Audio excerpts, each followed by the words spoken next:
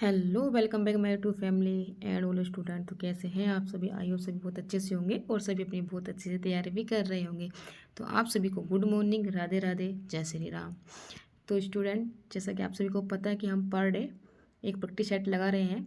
जो मैंने पहले एक प्रैक्टिस सेट की वीडियो डाली थी वो थोड़ा क्लियर नहीं दिख रही थी, तो मुझे भी अच्छा नहीं लगा और आपको भी अच्छा नहीं लगा होगा, लेकिन फिर भी बहुत सारे मेरे मित्रों ने उसको देखा और साथ भी दिया और बताया भी कि वीडियो को थोड़ा क्लियर कर कीजिए, क्योंकि 360 पे वीडियो दिखा रहा था, क्योंकि इतना तो नॉर्मली डाटा नहीं होता है। तो इसी वजह से मैं प्रैक्टिस सेट 1 को ही दोबारा से कर रही हूँ। तो अगर आपको कोई दिक्कत हुई है तो आप उसको मैनेज कर लीजिएगा, लेकिन अब से आपको कोई दिक्कत नहीं होगी। तो जिन्होंने क्लास कर ली थी वो अपना रिवीजन कर लेंगे, और जो पहली बार देख रहे हैं उनके लिए तो बहुत अच्छा होने वाला है। तो चलिए एक मन मन करके हम क्वेश्चन पढ़ेंगे, उसके बाद हम आंसर लगाएंगे। अगर जरूरत पड़ती है डिटेल क्वेश्चन की बतानी तो डिटेल क्वेश्चन में आपको बताई जाएगी। तो मैं आप सभी की दोस्त लेके चलती हूँ आपको आपके कंटेंट की तरफ। हम यहाँ पर जो क्वेश्चन करेंगे, हम यहाँ पर 50 सवाल करने वाले हैं स्टूडेंट। तो चलिए पहला क्वेश्चन पढ़ते हैं। पहला क्वेश्चन है कि भारत के साथ व्यापार करने का चार्टर महारानी एलिजाबेथ द्वारा कब दिया गया था? ऑप्शन है 31 जनवरी 1601, 31 दिसंबर 1600, 1 जनवरी 1600 और 30 मार्च 1610। तो स्टूडेंट, जो हमारे क्वेश्चन का राइट आंसर हो जाएगा यहाँ पर, तो ये हमारे क्वेश्चन का राइट आंसर हो जाएगा ऑप्शन नंबर बी। तो ऑप्शन नंबर बी हमारे क्वेश्चन का राइट आंसर है। क्वेश्चन नंबर 2 देखते हैं कि भारतीय राष्ट्रीय आंदोलन के प्रारंभ से ही उग्र राष्ट्रवादियों का वर्ग था, निम्नलिखित में से कौन शामिल नहीं थे? ऑप्शन है हमारे बाल गंगाधर तिलक, लाला लाजपत राय, गोविंद रनाडे, विपिन चंद्रपाल। तो हमारे क्वेश्चन का राइट आंसर हो जाएगा ऑप्शन नंबर सी। ये हमारे स्टूडेंट क्वेश्चन का राइट आंसर है। चलिए अगले क्वेश्चन पे पढ़ते हैं। क्वेश्चन नंबर 3 है कि 1916 में कांग्रेस और मुस्लिम लीग के बीच लखनऊ समझौता हुआ था। उसके परिणाम उसके कौन से परिणाम बाद में घातक सिद्ध हुए? ऑप्शन है एक हमारा कांग्रेस और मुस्लिम लीग में परस्पर सहयोग में वृद्धि हुई। ऑप्शन नंबर 2 है समझौता होने पर भी कटुता में वृद्धि हुई। नंबर 3 है कांग्रेस द्वारा मुसलमानों के प्रति तुष्टीकरण की नीति का आरंभ हुआ, या इनमें से कोई नहीं। तो जो स्टूडेंट हमारे क्वेश्चन नंबर 3 का राइट आंसर हो जाएगा वो हो जाएगा ऑप्शन नंबर सी, हमारे क्वेश्चन का राइट आंसर हो जाएगा। आगे बढ़ते क्वेश्चन नंबर 4 पर। व्यक्तिगत सत्याग्रह किस गवर्नर जनरल के काल में हुआ था? ऑप्शन है Lord Wavell, Lord Wellington, Lord Lithgow और लॉर्ड माउंटबेटन। तो हमारे क्वेश्चन का जो राइट आंसर हो जाएगा वो हो जाएगा option number C, Lord Linlithgow के समय पर व्यक्तिगत सत्याग्रह हुआ था। आगे बढ़ते हैं क्वेश्चन नंबर 5 पर। क्वेश्चन नंबर 5 है हमारा, आप देख पा रहे कि भारतीय राष्ट्रीय कांग्रेस की पूर्ववर्ती संस्थाओं में सबसे पहली और सबसे प्रमुख संस्था कौन सी थी? ऑप्शन है national Congress, Indian association, British India association या ब्रिटिश एसोसिएशन। तो क्वेश्चन नंबर 5 का जो राइट आंसर हो जाएगा वो हो जाएगा option number C, British India association. ये हमारे क्वेश्चन का राइट आंसर है। आगे बढ़ते हैं कि साइमन कमीशन की सिफारिश के संदर्भ में निम्नलिखित में से कौन सा एक कथन सही है? ऑप्शन हो जाएगा ऑप्शन नंबर ए, इसने प्रांतों में द्वैध शासन को उत्तरदायी सरकार द्वारा प्रतिस्थापित करने की संतुष्टि की। ऑप्शन नंबर 2 है इसने गृह विभाग के अधीन अंतर प्रांतीय परिषद स्थापन करने का सुझाव दिया। ऑप्शन नंबर सी है इसने केंद्र में द्विसदन विधायिका को उन्मूलन करने का सुझाव दिया। या ऑप्शन नंबर 4 है इसने भारतीय पुलिस सेवा इस प्रावधान के साथ सृजित करने की संतुष्टि की कि ब्रिटिश भर्ती का भारत की तुलना में वेतन तथा भत्ता अधिक होगा। तो स्टूडेंट, जो हमारे क्वेश्चन नंबर 6 का राइट आंसर हो जाएगा वो हो जाएगा ऑप्शन नंबर सी, कि इसने केंद्र में द्विसदन विधायिका को उन्मूलन करने का सुझाव दिया था। तो चलते हैं क्वेश्चन नंबर 7 पर। क्वेश्चन नंबर 7 हमारी स्क्रीन पर इस प्रकार है कि Dadabhai Naoroji British House of Commons में चुने जाने वाले पहले भारतीय थे। उन्होंने किस पार्टी पर चुनाव जीता था? ऑप्शन है Labour party, option number B Conservative party, option number C निर्दलीय और ऑप्शन नंबर 7 हो जाएगा लेबर पार्टी। तो स्टूडेंट, क्वेश्चन नंबर जो 7 का हमारा राइट आंसर होने वाला है वो हो जाएगा लेबर पार्टी से इन्होंने क्या है चुनाव लड़ा था। तो क्वेश्चन नंबर 7 का जो राइट आंसर है वो ऑप्शन नंबर डी है। और जो मैंने पहले प्रैक्टिस सेट बताया था वहाँ पे ये मुझसे गलती हो गई थी, मैंने वहाँ पर ऑप्शन नंबर सी टिक कर दिया था। तो जो गलती हो गई थी वो भी यहाँ सुधार ली जाएगी, और जो जिन बच्चों ने क्लास पहले कर ली थी वो अपना करेक्शन कर लेंगे, और जो पहली बार देख रहे हैं तो उनका तो एकदम सही ही है। 8वां क्वेश्चन हमारी स्क्रीन पर इस प्रकार है कि भारत पर हूणों का प्रथम आक्रमण किसके समय में हुआ था। ऑप्शन नंबर ए है Samudragupta, option number B Kumaragupta प्रथम, ऑप्शन नंबर सी है स्कंदगुप्त, ऑप्शन नंबर 4 है नरसिंह गुप्त। तो क्वेश्चन नंबर 8 का जो हमारे स्टूडेंट राइट आंसर हो जाएगा वो हो जाएगा स्कंदगुप्त के समय भारत पर हूणों का प्रथम आक्रमण हुआ था। आगे बढ़ते हैं, आगे आप क्वेश्चन नंबर 9 देख पा रहे होंगे आपकी स्क्रीन पर कि एहलोल अभिलेख किससे संबंधित है। ऑप्शन नंबर 1 है स्कंदगुप्त, हर्षवर्धन, पुलकेशिन द्वितीय, रुद्रदामन। तो स्टूडेंट जो हमारे क्वेश्चन का राइट आंसर हो जाएगा, जो एहलोल अभिलेख है इसका संबंध है पुलकेशिन द्वितीय से। आपको पता होगा एहलोल अभिलेख में किस चीज़ का वर्णन है कि जिसने हर्षवर्धन को हराया था, तो हर्षवर्धन की और पुलकेशिन द्वितीय के जो बीच में युद्ध हुआ था उसका वर्णन इसमें किया गया है। आगे क्वेश्चन नंबर 10 दिया हुआ है कि सत्यमेव जयते उपनिषद कहाँ से उठाया गया है यानी संग्रहित है। ऑप्शन होगा ऐतरेय उपनिषद, ईशो उपनिषद, कंठोपनिषद या मुटकंडो उपनिषद।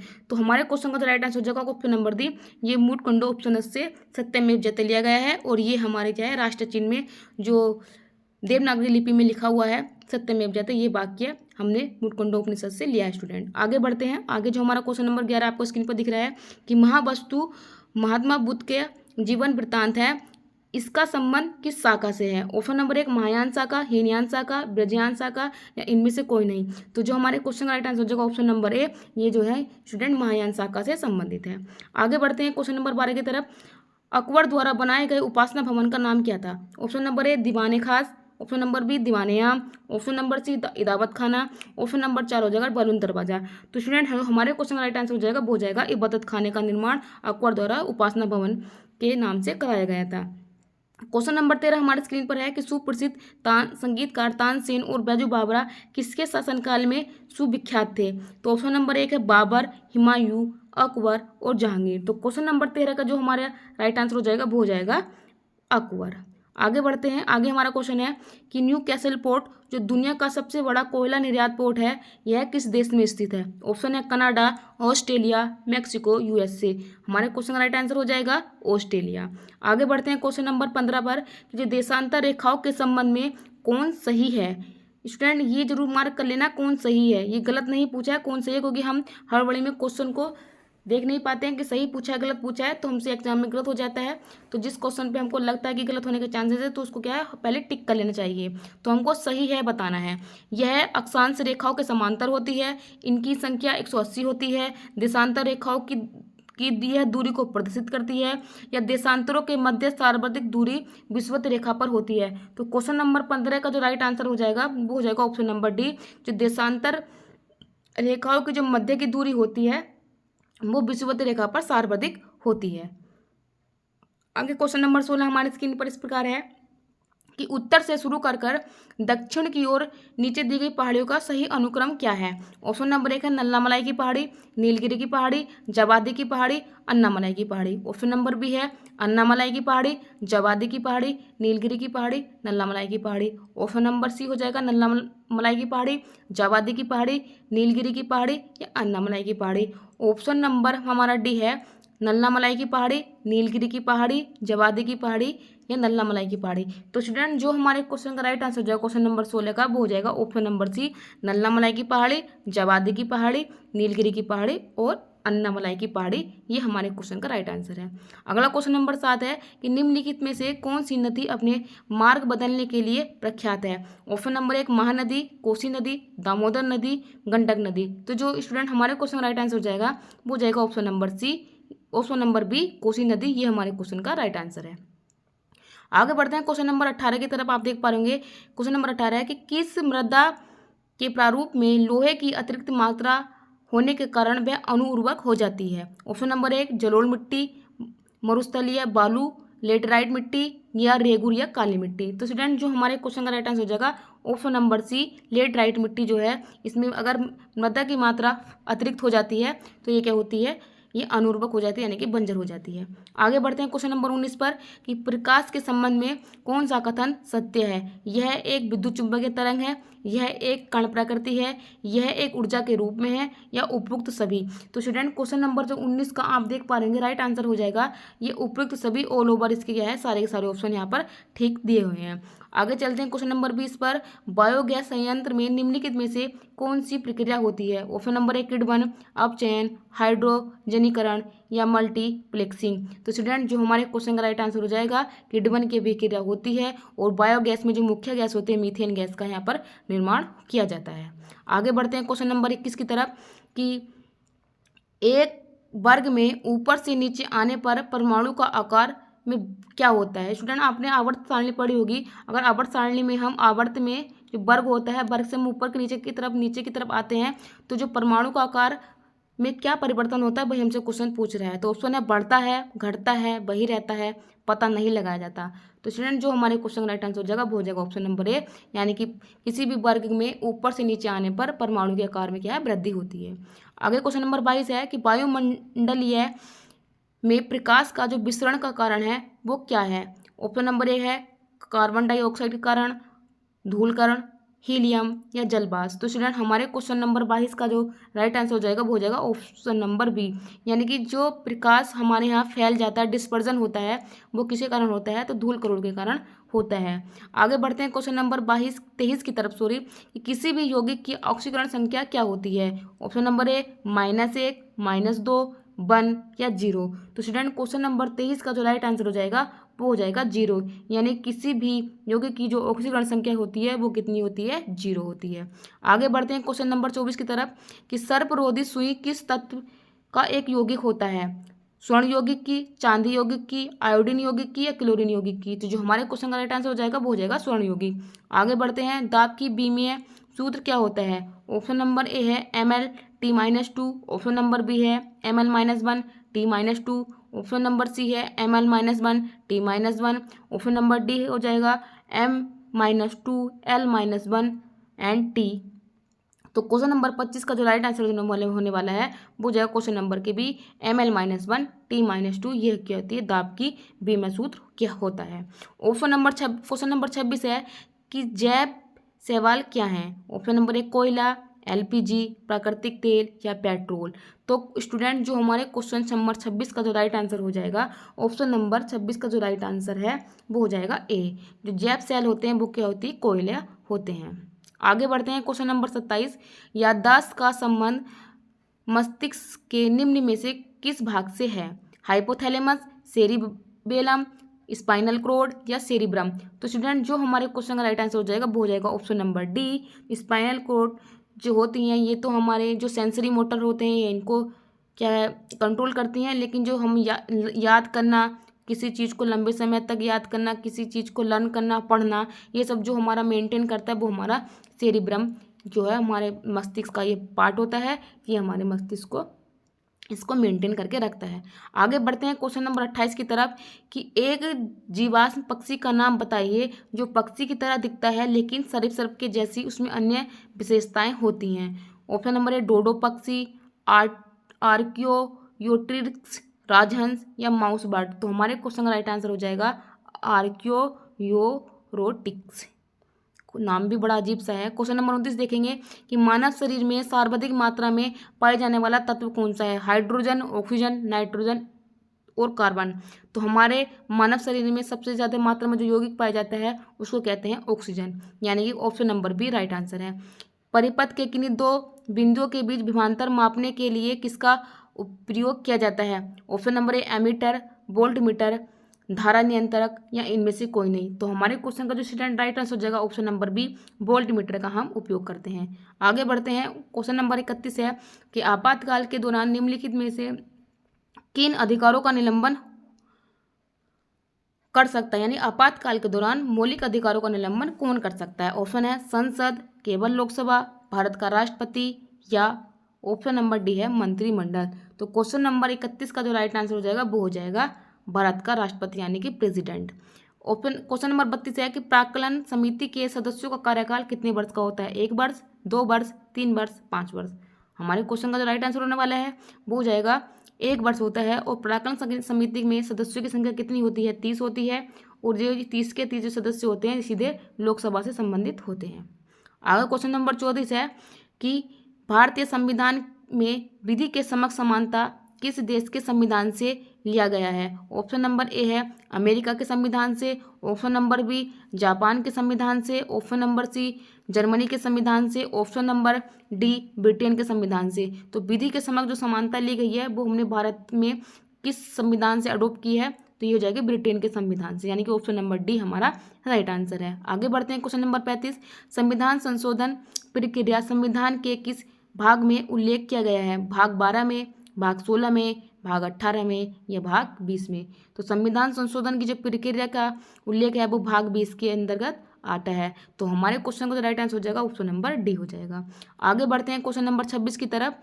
हमको यहाँ पर ये मिलाने का सवाल दिया है, तो सूची नंबर 1 पहले पढ़ूंगी, सूची नंबर 2 बाद में पढ़ूंगी, उसके बाद हम क्या है मैचिंग करने वाले हैं। भाषा का उल्लेख, दल बदल, निरोध अधिनियम, 53वां संविधान संशोधन, भूमि सुधार एवं अधिकरण संबंधित अधिनियम। इधर देख लेते हैं सूची नंबर 2 में 10वीं अनुसूची, 8वीं अनुसूची, 9वीं अनुसूची, 11वीं अनुसूची। तो स्टूडेंट मैं आपको इधर बता देती हूँ, जो भाषा का उल्लेख है वो 8वीं अनुसूची में आता है, दल बदल हमारी 10वीं अनुसूची में आता है, 73वां संविधान संशोधन ये 11वीं अनुसूची से आ जाता है, और भूमि अधिग्रहण का जो ये आता है ये हमारी 9वीं अनुसूची के अंतर्गत आता है। तो आप यहाँ से इसको मैचिंग कर लेंगे। मैं इसका आपको ऑप्शन बता देती हूँ, ऑप्शन नंबर 20 का राइट आंसर है। स्टूडेंट अगर आपको अनुसूची वाला टॉपिक एकदम क्लियर करना है और लास्ट बार पढ़ना है और पहली बार पढ़ना है, तो आप मेरे चैनल पर जाके प्ले लिस्ट में मैंने वहाँ पर एग्जाम स्पेशल से क्लास बनाया है प्ले लिस्ट, आप वहाँ पर जाकर देख सकते हैं। वहाँ पे ये क्लास आपको मिल जाएगी। इसको ज़्यादा से ज़्यादा ये क्लास मुश्किल से 14 मिनट की क्लास है और पूरा टॉपिक वहाँ पर क्लियर है। मैंने वहाँ पे बिट ट्रिक आपको बताया है। चलिए आगे बढ़ते हैं। क्वेश्चन नंबर 37 आप देख पा रहे होंगे कि 1833 के चार्टर अधिनियम के अंतर्गत प्रथम विधि आयोग का गठन किसकी अध्यक्षता में किया गया था? ऑप्शन नंबर ए है Lord William Bentinck, Lord Macaulay, doctor Satyendra Prasad Sinha या लॉर्ड मिंटो। तो हमारे क्वेश्चन का जो राइट आंसर होने वाला है वो हो जाएगा लॉर्ड मैकाले की अध्यक्षता में पहला विधि आयोग बनाया गया था। आगे बढ़ते हैं क्वेश्चन नंबर 38 की तरफ। निम्नलिखित में से कौन सी औषधि या क्रांति प्याज और झींगा उत्पादन से संबंधित है? ऑप्शन है लाल क्रांति, नीली क्रांति, गुलाबी क्रांति या गोल्डन क्रांति। तो क्वेश्चन का राइट आंसर होने वाला है ऑप्शन नंबर सी गुलाबी क्रांति। उस गुलाबी क्रांति के प्रणेता कौन थे? तो मैं आपको बताऊंगी, दुर्गेश पटेल जो हैं ये इस क्रांति के प्रणेता थे। आगे बढ़ते हैं। आगे जो हमारा क्वेश्चन नंबर 39 है, निम्नलिखित में से किन दो संस्थाओं को ब्रेटन वुड्स जुड़वा के नाम से जाना जाता है? ऑप्शन हो जाएगा IMF, WTO, option number B है विश्व व्यापार संगठन या विश्व बैंक, ऑप्शन नंबर सी है IMF, विश्व बैंक, ऑप्शन नंबर डी है WTO या गैट। तो स्टूडेंट हमारे क्वेश्चन का जो राइट आंसर हो जाएगा वो हो जाएगा IMF और विश्व बैंक यानी कि WB। तो ये जो है इनको जुड़वा के नाम से जाना जाता है। इनको ये ब्रिटन वुड्स सम्मेलन के दौरान इनका गठन किया गया था। तो जो हमारे क्वेश्चन का राइट आंसर हो जाएगा ऑप्शन नंबर सी हमारे क्वेश्चन का राइट आंसर है स्टूडेंट। तो मैंने इंटरनेशनल ऑर्गेनाइजेशन पर एक संपूर्ण क्लास ली है, आपको वहाँ 40 मिनट की क्लास मिलेगी एग्जाम स्पेशल, प्लेलिस्ट में आप जाकर देख सकते हैं। इसके अलावा आपको कोई भी क्लास या कोई भी कंटेंट या कहीं पढ़ने की ज़रूरत नहीं है। With trick, with mapping, with image के द्वारा मैंने आपको वहाँ पर 40 मिनट में 40 ऑर्गेनाइजेशन वहाँ पर कराए हैं। आप वहाँ पर जाकर देख सकते हैं। मेरे यूट्यूब चैनल, आपका यूट्यूब चैनल है लर्न विद अभिलाषा, पर जाकर देख सकते हैं। क्वेश्चन नंबर 40 है कि किस वर्ष भारतीय रिजर्व बैंक का राष्ट्रीयकरण किया गया था? चलिए ऑप्शन देख लेते हैं। 1935 में, 1949 में, 1955 में या 1969 में। तो RBI का जो राष्ट्रीयकरण किया गया था वो 1 जनवरी 1949 में इसका राष्ट्रीयकरण किया गया था। अगर आप इसकी स्थापना पूछेगा तब आप इसकी स्थापना 1935 बताएंगे और जिसका एक्ट आया था वो 1934 के एक्ट के द्वारा 1935 में की गई थी। आगे बढ़ते हैं स्टूडेंट कि हिंदू राष्ट्र का विचार मूलतः किसका था? BD Savarkar, KD Hedgewar, BC Moonje या MS गोलवलकर। तो स्टूडेंट जो हिंदू राष्ट्र का जो विचार था वो आप बताएंगे वो आएगा BD सावरकर। और BD सावरकर के ऊपर मूवी भी आ गई है, आप लोगों ने देख भी ली होगी, नहीं देखी होंगी तो देख लीजिएगा। क्वेश्चन नंबर 42 देखेंगे कि भारत में आयकर है वो किस प्रकार का है? ऑप्शन नंबर ए है प्रत्यक्ष, अनुपातिक, प्रत्यक्ष, गतिशील, अप्रत्यक्ष, गतिशील, या अप्रत्यक्ष अनुपातिक। तो स्टूडेंट जो हमारे क्वेश्चन का राइट आंसर हो जाएगा वो हो जाएगा ऑप्शन नंबर बी। जो भारत में जो इनकम टैक्स होता है ये प्रत्यक्ष होता है और गतिशील होता है। मैं आपको ऑप्शन समझा देती हूँ। प्रत्यक्ष का मतलब होता है कि डायरेक्ट वे में लिया जाता है, जो व्यक्ति पे टैक्स लगता है वही व्यक्ति इसको डायरेक्ट वे में पे करता है। गतिशील का मतलब ये होता है कि मान लीजिए किसी व्यक्ति की सैलरी आज 4 लाख है तो वो 4 लाख पर टैक्स पे करेगा। मान लीजिए इन फ्यूचर उसकी सैलरी 10 लाख हो जाती है तो उसका टैक्स भी 10 लाख पर जाएगा। ये नहीं कि पैसा कमा रहा हो 10 लाख, टैक्स देगा 4 लाख पे। तो हमारे यहाँ जैसे जैसे इनकम बढ़ती है वैसे वैसे टैक्स भी बढ़ता है। आगे हमारा क्वेश्चन नंबर 43 है कि कुचिपुड़ी किस राज्य का प्रसिद्ध लोक नृत्य है। ऑप्शन है केरला, कर्नाटक, ओडिशा, आंध्र प्रदेश। क्वेश्चन का राइट आंसर हो जाएगा आंध्र प्रदेश। आगे बढ़ते हैं। हिमानी उत्तम पर्व का संबंध किस खेल से है। कबड्डी, मलखम्ब, तलवारबाजी या कुश्ती। तो हमारे क्वेश्चन का राइट आंसर हो जाएगा मलखम्ब। आगे बढ़ते हैं। निफक आंदोलन के प्रणेता कौन थे। चैतन्य, ज्ञानेश्वर, दादू दयाल या नामदेव। तो हमारे क्वेश्चन का राइट आंसर हो जाएगा दादू दयाल निफक आंदोलन के प्रणेता थे। आगे चलते हैं। आगे हमारा क्वेश्चन है कि द्रम्क सिक्का किसने चलाया था। ग्रीक, शक, सिथिन, कुषाण। क्वेश्चन का राइट आंसर हो जाएगा स्टूडेंट ग्रीक ने चलाया था। ये हमारा रैपिड फायर रिवीजन है। आप पूरे दिन बहुत सी यूट्यूब पे क्लास पढ़ते होंगे, कहीं किसी ने ऑफलाइन कोचिंग ज्वाइन कर रखा हो, कोई ऑफलाइन पढ़ता होगा, बुक स्टडी करता होगा और पर्सनल क्यूज भी लगाता होगा। तो ये आपका संपूर्ण प्रैक्टिस सेट है। बस इसमें रीजनिंग और मैथ इंक्लूड नहीं है। बाकी इसमें ऑल ओवर आपने देखा होगा कि हर सेक्शन से इसमें सवाल को लिया गया है। और ये जो आप सवाल कर रहे हैं ना, ये आप ये मत सोचिएगा कि छोटे मोटे क्लास के लेवल के सवाल किए जा रहे हैं। ये ऑल ओवर एसएससी हो, जीडी हो, यूपी पुलिस हो, यूपीएसआई हो, पीसीएस हो, आरओ हो या किसी भी स्टेट का प्री एग्ज़ाम हो, ये उस लेवल तक के आप सवाल कर पा रहे हैं। अगर आप इसमें 40 प्लस सवाल कर पा रहे हैं तो आप मान के चलिएगा कि आपकी तैयारी एकदम बेहतरीन चल रही है। अगर आप 30 से 35 के बीच में हैं तो आपको तैयारी करना बनता है। आप जुड़े रहिएगा मेरे साथ। हम पर डे एक सेट करने वाले हैं। 50 क्वेश्चन हम पर डे करेंगे स्टूडेंट। आगे जो हमारा 47वां क्वेश्चन है कि बाढ़ के दौरान हर वर्ष जो नई एलुविलियम का जमाव होता है जो मिट्टी उर्वरकता को बढ़ाती है उसको हम क्या कहते हैं। नंबर 1 खादर मिट्टी, उर्वरा, रेगूर या उर्सा। तो हमारा जो राइट आंसर हो जाएगा उसको बोलते हैं खादर मिट्टी। आगे बढ़ते हैं। वह समुद्री सीमा जहाँ तापमान तेजी से कम होता है उसको क्या कहते हैं। हेलोकेलाइन, थर्मोस्फियर, थर्मोकेलाइन या हेलिस्फियर। तो हमारे क्वेश्चन का जो राइट आंसर हो जाएगा ऑप्शन नंबर सी, उसको बोलते हैं थर्मोकेलाइन। आगे हमारे 2 क्वेश्चन है क्योंकि हमारे 50 क्वेश्चन करने थे।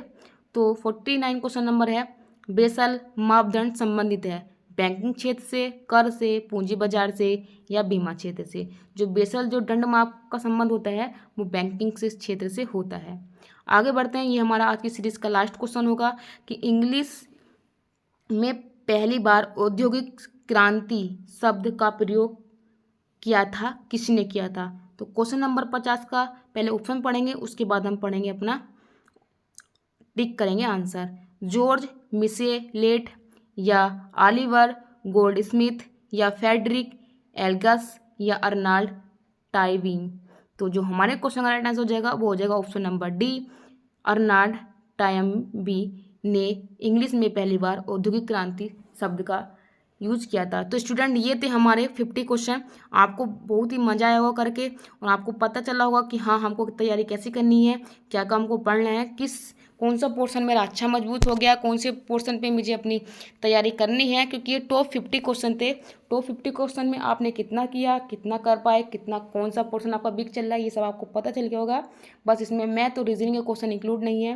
लेकिन आप भरोसा मान के चलिएगा कि हम पूरे के पूरे यहाँ पर डे के पर डे 50 क्वेश्चन तो मैं आपको पर डे कराऊंगी। और कभी कभी ऐसा भी होगा जो ये मान लो 7 सप्ताह में हम 50 क्वेश्चन रोज करेंगे तो मान लीजिए अगर मैं गुणा करूँ 50 को अगर हम 7 से गुणा करते हैं तो 350 क्वेश्चन हमारे हो जाएंगे। तो 350 का मैं हैंडमेड अपना इनमें से क्वेश्चन उठा के सवाल बनाऊंगी और तब हम वहाँ पर 60 से 70 सवाल करेंगे। तो देखना आप कितना सीख पाते हैं कितना नहीं।